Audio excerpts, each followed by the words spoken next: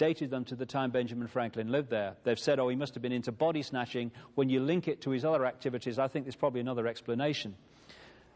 Thomas Jefferson, again, one of the aristocratic bloodlines from Europe, and a guy who was a member of the Rosicrucian secret society and other esoteric secret societies that carried this knowledge. He just didn't tell anyone else about it. He also owned 200 slaves, Thomas Jefferson, while writing that every man is created equal. Slight contradiction there, I feel. Maybe we're all equal unless you've got a black face. And so when you look at the presidents from the very start, this is George Washington. Again, another of the aristocratic bloodlines from Europe that became presidents of the United States. When I'm talking about these same bloodlines taking over Europe and then through the British Empire taking over America and other countries, I'm not kidding. When you do the genealogical research, you find some remarkable statistics.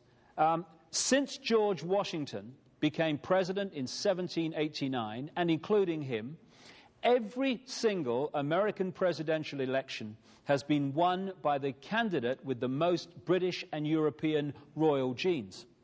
And that comes from Burke's Peerage, the Bible of aristocratic genealogy on the planet, based in Britain. We've had, at the time that I'm speaking these words, 42 American presidents. 33 of them are genetically related to England's Alfred the Great and Charlemagne, the most famous monarch of France. Way back, he became monarch for the Holy Roman Empire.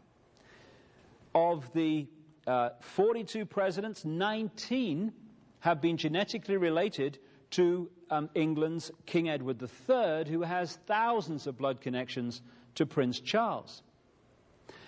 And then you look at Bill Clinton.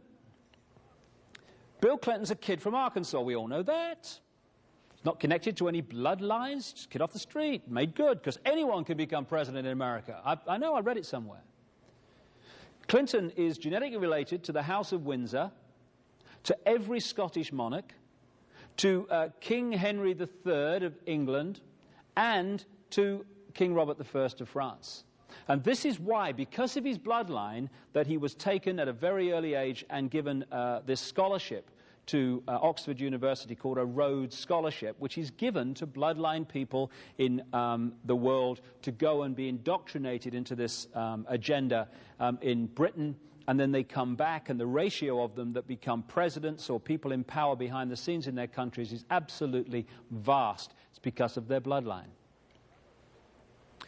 There's a number of symbols which you can pick up, because there's a secret language of this brotherhood, again, that comes out of Babylon.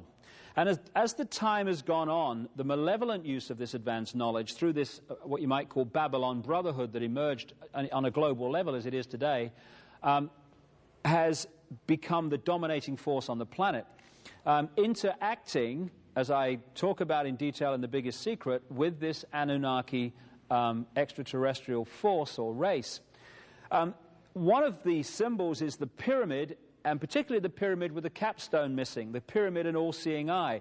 This was put on the dollar bill in 1933-34 by Franklin Delano Roosevelt, another of the bloodlines, who goes back to French aristocracy, which connects in with the British. And the symbol you're looking at was actually the symbol of a secret society called the Bavarian Illuminati, which was behind the French Revolution, and it goes much further back than that. So the obsession with symbolism and for other reasons, certain symbols, is phenomenal.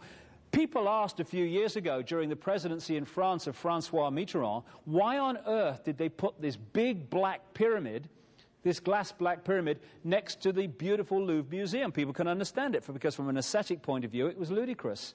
But they built pyramids in Egypt to interact with the energy and to create a particular energy field. They did the same on Mars, it would seem, also. And they're doing the same in the modern world, in the street plans. This is why, and we'll see this as this talk unfolds, why that pyramid was put there. And anyone know where that is? Many people in America will. It's Dealey Plaza. This is where they killed Kennedy, in Dealey Plaza. And the street plan of Dealey Plaza, where the first Freemasonic temple in Dallas was put, is a pyramid with the capstone missing. They killed Kennedy on the right-hand side, the grassy knoll near the number 5 there, and down the bottom of the pyramid in an underground car park is where they killed Lee Harvey Oswald, who was falsely accused of doing the deed, but you need someone to blame when you don't want people to know what really happened. And we'll see as this unfolds, and we'll talk about the Diana situation and her murder in Paris, the obsession with ritual and symbols is unbelievable, and it's one way of reading this brotherhood. The key brotherhood signature is the lighted torch. This comes from an ancient legend which goes back to the Watchers, or Anunnaki, the extraterrestrials. They were also called the Watchers in some ancient texts. And the legend was that some of these Watchers gave knowledge to humanity, or a certain section of humanity. And a number of deities have been invented in the various different cultures, like ancient Greece, etc., to symbolize this same story of the gods giving knowledge to certain numbers of humans. The most famous of these is this guy, Prometheus, the Greek god who was supposed to have come from the Caucasus Mountains, and he's holding, as you see, the flame. The flame is symbolic of knowledge, the sun, the illuminated ones. The Illuminati is one name for this brotherhood. The illuminated ones, those illuminated into this advanced knowledge. And so what you're looking at is a gold depiction of Prometheus in the Rockefeller Center in New York, put there by the Rockefellers, and there's a plaque to show that, because they, one of the bloodline families running America on behalf of the London Central elite, they know the symbolism of Prometheus. And so the lighted torch, or the flame, became the key signature of this brotherhood, and you can follow it. That's what this is.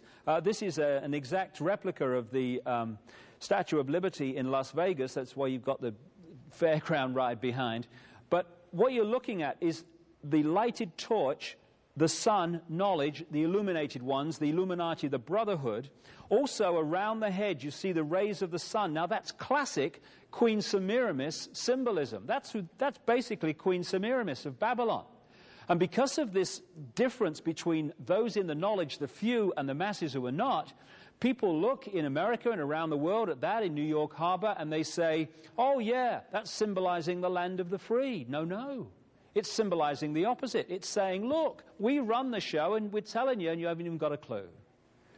And this is not actually new at all. This was given, in terms of America, this was given, the Statue of Liberty, to New York by French Freemasons who were in the underground stream of knowledge of what it represented. And in Paris, to this day, in an island on the River Seine, there's the Eiffel Tower in the background, there is the French Statue of Liberty in the same way, because again it symbolizes something to this brotherhood which the masses don't understand. When they killed Kennedy in Dealey Plaza, there's the grassy knoll over on the right there. Afterwards they put in Dealey Plaza an obelisk, which is a Freemasonic symbol relating to the sun, the phallic symbol, the male energy, again goes back to ancient Egypt, etc. And at the top of that, after they killed Kennedy, they put a depiction of the lighted torch, because that is the Illuminati brotherhood signature saying, we killed Kennedy, and we're telling you, and you don't even see it. What did they put on Kennedy's grave? To this day, the lighted torch. They call it the eternal flame, but it's their signature saying, we killed Kennedy, and we're telling you, and you're not even bright enough to see it. But of course, if you don't understand the story we're not being told, how can you see it? It just seems like the eternal flame, a positive thing. It's not. This is Paris. There's the Eiffel Tower. That is an exact replica, put there in the late 80s, of the torch held by both the French and the American Statue of Liberty. What is that? Where is that? That stands on top of the Pont d'Alma tunnel in Paris, almost on the spot underneath where Diana was killed in the car crash, and that has become the shrine, if you see the flowers there, to Diana, exactly as planned. And what have they put on the island where they buried her, or claimed to have done, at Althorpe Park in Northamptonshire in England, on the Spencer estate? They put the lighted torch, the signature, we did it. And we'll talk about that a little bit more in a second. There we go on the dime, the lighted torch, the Illuminati. What they also do is create street plans that have all these symbols in them. And when we get to the next video, I'll pick up that in Paris, take it into Washington, and talk about a stream of other things that relate to the basic structure I've already described. And I'll relate it to the assassination, because that's what it was, of Diana, Princess of Wales.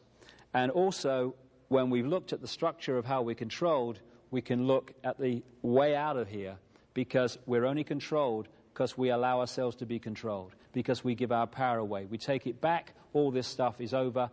To summarize this first part, we had the intervention in the human genetic stream in two ways. First of all, a Martian race that came after the cataclysm to Earth settled themselves in that middle Near East area. Not least because during the cataclysm, the only way to survive was to get to a very high place. Agriculture started at 10,000 feet and more. But complicating what would have been normally a simple story of Martians coming to the Earth, a white race, was this Anunnaki, this reptilian race that interbred, creating particular bloodstreams that it could connect with and therefore control. And it's these reptilian human bloodlines that became the bloodlines of the aristocracy and the royal families and the key establishment families of the world, which today, to this minute, still run the show. Their secret language and how they speak to each other and how they further manipulate us will become clear in the next video. Thanks for now.